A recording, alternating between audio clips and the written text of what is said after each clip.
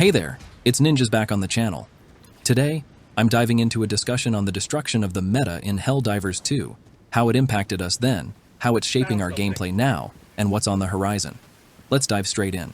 As a gamer for many years, I've seen the meta discussed across various online games, from MMOs to FPS titles. But what exactly is the meta? It's the most effective strategies, tactics, or trends within a game's community at a given time. For example, in HD2, it was all about the railgun and shield generator pack combo, perfect for tackling those endgame levels. Understanding this was crucial for success in tougher missions. Completely steering clear of the meta in gaming presents a challenge, albeit not an insurmountable one. Some players, myself included, gravitate towards unconventional strategies or playstyles that diverge from the established norms. Although this path might not guarantee instant triumph, it enriches the gaming journey with a distinctive and personalized experience. To steer clear of the meta, players have several options. Experimentation.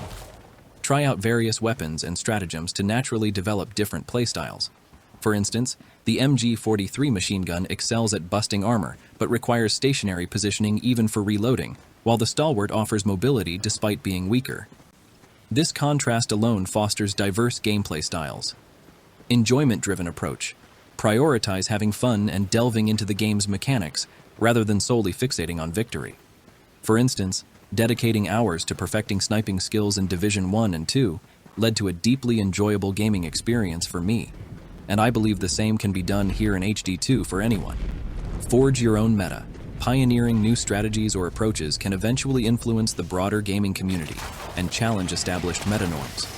While this option is the most challenging, it offers the potential to redefine the gaming landscape. Community engagement. Connect with like-minded individuals by joining communities or groups of players who share similar mindsets. With the prevalence of guilds and Discord servers in modern gaming, there are ample opportunities to find comrades who align with your gaming philosophy. Negative aspects of the meta in HD2 included lack of diversity. Over-reliance on the meta resulted in a narrow range of weapons and stratagems being used, stifling creativity and individuality among players. Exclusionary practices. Players who strayed from the meta often faced discrimination and exclusion, being frequently kicked from groups. This compelled many players to adhere to the meta, or even discontinue playing altogether.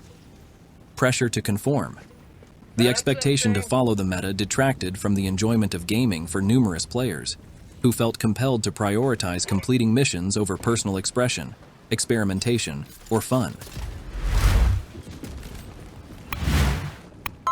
The automatons may try to stop you, but please remember to like and subscribe. Positive aspects of the meta in HD2. Growth of players. Despite being a cooperative game without direct competition or leaderboards, the meta serves to empower players by providing a blueprint for stronger builds. This helps ensure a balanced and engaging gameplay experience. Fostering community cohesion and strategic depth.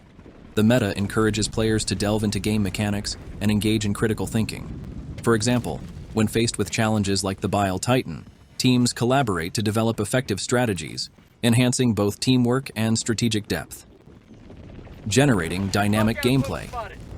As the meta evolves over time, it injects freshness and excitement into the gaming experience, preventing stagnation and monotony. Embracing the evolving meta can transform the grind into an enjoyable and fulfilling journey. As of the recording of this video, the game has been out for precisely a month, and there's a palpable sense of division beginning to emerge within the community. While credit must be given to the Vanguard for leading the charge, in my humble opinion, will require additional forces in the months and years ahead to safeguard Super-Earth. This conflict is still in its early stages, akin to infancy. Regarding the developers' decision to implement nerfs, I firmly believe it was the correct course of action. Drawing from my experience playing Division 2 for years, I know firsthand that creating and mastering your own builds is entirely feasible. In the upcoming months, players will likely transition from relying on powerful weapons to honing their weapon loadouts and understanding how to utilize them effectively against various threats. However, the responsibility doesn't solely fall on the players. The studio must also put in the work, as they've already begun to do by removing the crutch. Balancing the game and introducing new content will be crucial to shaking up the meta, while also ensuring a diverse range of viable builds. The developers might also consider implementing a pseudo-class system, which could simplify the creation of certain builds. But above all, their goal seems to be fostering togetherness. Remember, you can form teams of 2, 3, or 4 players, united. We can overcome even the most daunting threats. In summary, while the meta serves vital functions in gaming, it's not without its drawbacks. Achieving a balance that promotes diversity, fairness, and enjoyment is essential for a healthy gaming ecosystem. And as I conclude this video, I'll leave you with a quote by Edgar Rice Burroughs. "A warrior may change his metal, but not his heart." See you on the battlefield, HellDivers.